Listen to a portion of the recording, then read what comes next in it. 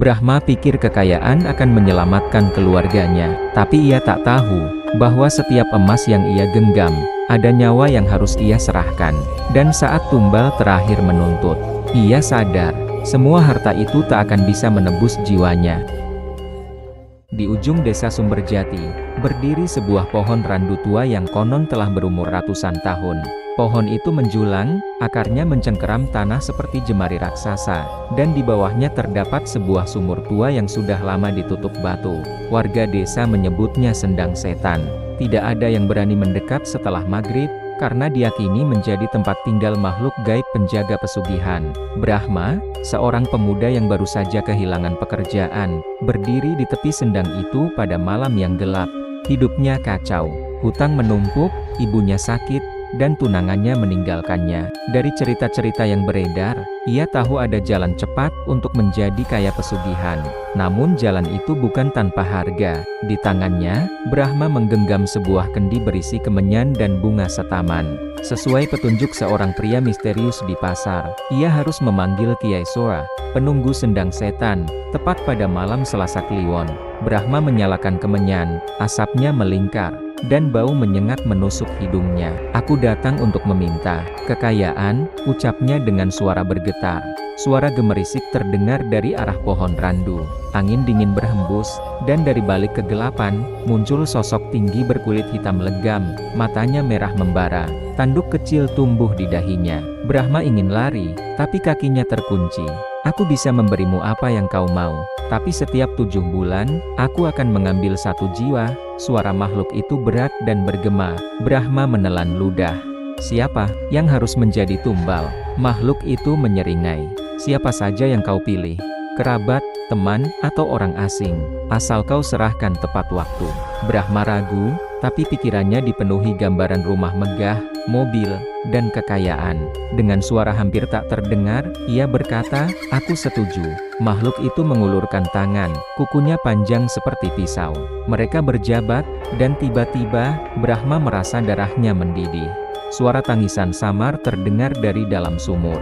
Saat ia membuka mata, makhluk itu sudah menghilang. Namun di genggamannya, ada sebungkus kain merah berisi uang tunai dalam jumlah besar. Brahma pulang dengan hati berdebar. Ia tak sadar, malam itu ia baru saja menandatangani perjanjian yang akan menghancurkan hidupnya. Brahma terbangun keesokan paginya dengan rasa yang sulit ia jelaskan. Semua terasa berbeda. Rumah reotnya kini penuh dengan barang-barang baru, kulkas, televisi, bahkan tumpukan beras di dapur. Uang di sakunya tetap ada, jumlahnya cukup untuk melunasi semua hutang dan memulai usaha. Dalam hitungan minggu, nama Brahma mulai dikenal di desa. Ia membuka toko sembako yang selalu ramai, lalu membeli sepeda motor baru. Ibunya berobat ke rumah sakit dan kesehatannya membaik. Semua orang memuji keberuntungan Brahma, tapi ia tahu itu bukan keberuntungan. Itu adalah harga dari perjanjian di bawah pohon randu. Malam-malam pertama terasa tenang, tapi memasuki bulan ke-7, ketenangan itu mulai pecah. Suatu malam, Brahma terbangun karena suara ketukan di jendela. Saat ia menoleh, di luar berdiri sosok tinggi berkulit hitam, mata merah menyala Kiai Sora. "Waktumu sudah dekat." Suara itu bergema, membuat bulu kuduk Brahma berdiri. "1 jiwa, atau kau yang akan kuambil?" Brahma mencoba menawar. "Tunggu, bisakah orang itu bukan keluarga atau tetanggaku?" Kiai Sora hanya tertawa. "Aku tak peduli siapa, asal darahnya tumpah untukku." Sejak malam itu, tidur Brahma tak pernah nyenyak. Ia mulai memikirkan siapa yang bisa ia jadikan tumbal. Dalam kegelisahannya, ia melihat seorang pengemis tua yang sering duduk di perempatan desa. Mungkin dia tidak akan dicari siapa-siapa, pikir Brahma. Malam terakhir sebelum batas waktu, Brahma membawa pengemis itu dengan alasan memberi makan di rumah. Namun di halaman belakang, ia sudah menyiapkan kendi berisi air dari Sendang Setan, seperti yang diajarkan Kiai Sora. Saat air itu disiramkan ke kepala pengemis, tubuh sang pengemis kejang-kejang, matanya memutih, lalu terjatuh kaku. Dari kegelapan, sosok Kiai Sora muncul dan menarik tubuh itu ke dalam bayangan, menghilang tanpa jejak. Brahma berdiri kaku. Tangannya bergetar, jantungnya berdegup keras. Ia baru saja mengorbankan nyawa manusia dan entah kenapa, rasa bersalahnya hilang begitu saja, digantikan ketenangan aneh. Dan di teras rumah, ia menemukan karung berisi uang yang jumlahnya 2 kali lipat dari sebelumnya. Namun jauh di dalam sumur sendang setan, suara tangisan semakin keras. Seakan setiap tumbal yang diberikan, membuat sesuatu di sana semakin kuat. 7 bulan berikutnya, hidup Brahma melesak bak roket. Ia membeli tanah, membangun rumah besar, dan membuka toko kelontong kedua. Warga desa mulai iri, sebagian memuja, sebagian mencibir. Tapi Brahma tak peduli setiap 7 bulan, ia hanya perlu memenuhi bagian perjanjiannya. Namun kali ini, memilih tumbal tidak semudah dulu. Pengemis di desa sudah jarang terlihat, dan Brahma khawatir jika korban terlalu dekat, ia akan dicurigai. Pada bulan ke-6, ia mulai resah.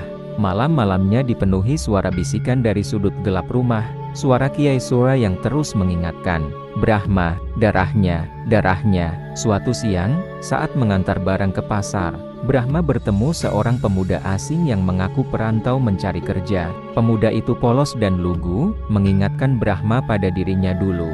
Dalam hati, ia bimbang. Tapi saat mengingat karung uang yang akan ia terima, hatinya mengeras. Di malam ke-7 menjelang batas waktu, Brahma mengajak pemuda itu ke kebun belakang, dengan alasan ada pekerjaan tambahan. Di sana, ia sudah menyiapkan kendi berisi air dari sendang setan, seperti ritual sebelumnya. Pemuda itu sempat bertanya, "Air apa ini, Mas?" Tapi Brahma tak menjawab. Ia menyiramkannya sambil menutup mata. Tubuh pemuda itu terjatuh kaku. Lalu, dari antara pepohonan, kabut pekat merayap, dan Kiai Sura muncul, lebih tinggi, lebih menyeramkan dari sebelumnya. Kali ini, ia tidak hanya mengambil tubuh korban.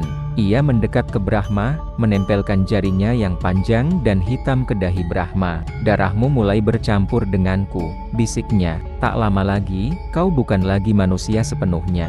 Brahma tertegun, tapi tidak bisa menolak. Dan seperti sebelumnya, keesokan paginya, karung uang menunggu di teras rumahnya. Tapi kali ini, ada sesuatu yang berbeda di dalam karung. Ia juga menemukan cincin emas berbentuk kepala ular, yang entah kenapa terasa hangat saat disentuh.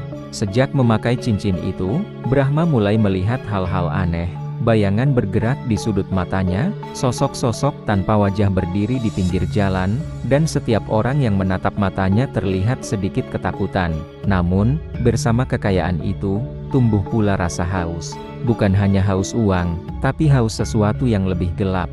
Dan entah kenapa, ia mulai menantikan ritual berikutnya. 14 bulan sudah Brahma menjalani perjanjian dengan Kiai Sura. Kekayaannya kini tak terhitung. Ia punya sawah, ruko, bahkan mobil, sesuatu yang belum pernah dimiliki orang lain di desanya. Namun, di balik semua itu, Brahma mulai merasa seperti boneka yang dikendalikan. Setiap kali bulan ke-7 mendekat, tubuhnya panas dingin, pikirannya hanya dipenuhi wajah calon tumbal. Bahkan, ketika berbincang dengan tetangga atau berbelanja di pasar, matanya secara otomatis menilai, orang ini cocok atau tidak untuk dikorbankan. Bulan ke-7 kali ini berbeda. Di desa sedang musim paceklik, dan hampir semua orang yang miskin sudah ia tolong, atau lebih tepatnya, sudah ia kirim sebagai tumbal. Mencari korban menjadi sulit. Brahma mulai merasa terpojok. Hingga suatu malam, ia melihat adiknya, Rani, duduk sendirian di teras rumah, menangis. Suaminya, yang bekerja di kota, tak pernah mengirim kabar. Rani mengaku terdesak, rumahnya hampir disita. Brahma memeluknya, menenangkan. Tapi di kepalanya, suara Kiai Sura terdengar jelas. Darah keluarga lebih kuat, lebih manis, lebih lama bertahan. Brahma bergidik. Ia mencoba menepis pikiran itu, tapi semakin dekat hari ritual, bisikan itu makin keras. Di malam terakhir sebelum batas waktu, Brahma menyeret dirinya ke hutan, membawa kendi air sendang. Ia berusaha mencari pengganti, siapa saja selain Rani. Namun, tak ada seorang pun lewat malam itu. Langkahnya kembali ke rumah semakin berat. Ketika ia tiba, Rani sedang tertidur di ruang tamu. Brahma menatap wajahnya, air mata menetes. Tapi tangannya, seakan tak lagi miliknya, mengangkat kendi.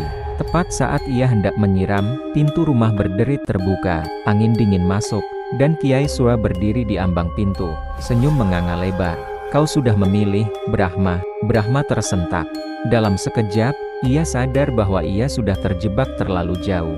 Tapi saat kendi itu terguling, air sendang menyentuh kulit Rani dan semuanya terlambat. Rani terdiam, matanya terbuka namun kosong. Kiai Sora melangkah mendekat, tangannya yang panjang meraih tubuh Rani, lalu menatap Brahma. Kali ini, aku beri kau hadiah. Pagi harinya, Brahma menemukan bukan karung uang, tapi peti kayu berukir.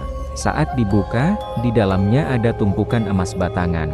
Namun di bawahnya, ia melihat rambut hitam panjang yang ia kenal, rambut Rani. Sejak hari itu, setiap malam, Brahma mendengar suara langkah kaki dan isak tangis di sekitar rumahnya. Sejak kematian Rani, rumah Brahma berubah menjadi tempat yang mencekam. Lampu sering berkedip sendiri, pintu terbuka dan tertutup tanpa angin, dan setiap malam ada bau tanah basah bercampur darah yang merayap dari kamar adiknya. Brahma mencoba mengabaikan, tapi rasa bersalah menghantui setiap detik hidupnya. Emas yang ia dapat memang membuatnya semakin kaya, namun setiap memegangnya, ia merasakan panas yang membakar telapak tangan. Suatu malam, ia bermimpi bertemu Rani. Wajahnya pucat, matanya kosong, dan darah menetes dari bibirnya. "Mas, kau seharusnya melindungiku, bukan menjualku." Brahma terbangun dengan teriakan, dan mendapati kedua tangannya penuh tanah basah. Hari-hari berikutnya, kejadian aneh makin menjadi. Para pekerja di sawahnya mengaku melihat wanita berambut panjang duduk di pematang, menatap rumah Brahma tanpa berkedip. Beberapa orang mulai menjauh, takut terlibat. Puncaknya terjadi pada malam purnama berikutnya. Kiai Sora datang tanpa diundang. Kali ini tubuhnya lebih menyerupai bayangan tinggi, matanya merah menyala. "Brahma, waktumu habis, perjanjian kita tak hanya tentang tumbal. Kau juga harus ikut." Ketika semua sudah lunas, Brahma mencoba bernegosiasi, menawarkan emas, tanah, bahkan seluruh kekayaannya. Tapi Kiai Sora tertawa, suaranya menggema seperti ribuan serigala melolong. "Yang aku mau bukan hartamu, aku mau jiwamu." Tiba-tiba, dari kegelapan, muncul sosok Rani. Tapi kali ini, ia tidak menatap kosong, matanya penuh amarah. "Bawa dia, Kiai, aku ingin dia merasakan sakitku." Brahma mundur, menabrak dinding rumah. Bayangan hitam mulai merayap dari lantai, membelit kakinya. Suhu ruangan turun drastis, napasnya membeku di udara. Ia berteriak, memohon ampun, tapi tak ada yang mendengar. Dalam detik terakhir, Brahma melihat seluruh kekayaan dan emasnya meleleh menjadi darah yang mengalir ke arah Kiai Sora. Darah itu menelan tubuhnya, dan gelap pun menutup segalanya. Keesokan paginya, warga menemukan rumah Brahma kosong. Tak ada jasad, tak ada harta, hanya sebuah kendi air sendang di tengah ruangan, dan rambut panjang yang tergeletak di sampingnya. Sejak hari itu, orang-orang yang lewat di dekat rumah kosong itu mengaku melihat seorang pria kebingungan berjalan di halaman, diikuti oleh wanita berambut panjang. Kadang, terdengar bisikan lirih dari dalam rumah. Kekayaan datang, tapi nyawa jadi bayarannya.